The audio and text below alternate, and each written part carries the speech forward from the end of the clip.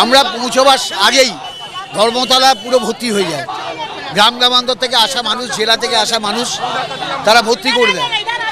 তো এবারে কর্মীদের উৎসাহ উদ্দীপনা আরও বেশি, কারণ কর্মীরা যখন কোনো লড়াইয়ের চ্যালেঞ্জে পড়ে তখন কর্মীদের উৎসাহ উদ্দীপনা থাকে।